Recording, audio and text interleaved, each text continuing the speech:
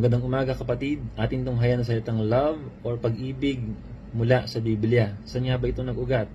Ayon sa Genesis chapter 1, ang ating Panginoong Diyos ay sinimulan likhain ang tao sa pamamagitan ni Adan at ni Eva, ay kanya po itong ginawa na naayon sa kanyang sariling imahe.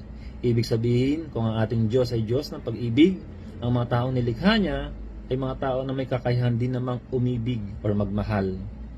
Kaya naman ang tao ay malaglag sa kasalanan at kasamaan, ay siya rin po ang gumawa ng paraan out of love upang hanguin po tayo doon sa walang hanggang kamatayan at paghihirap.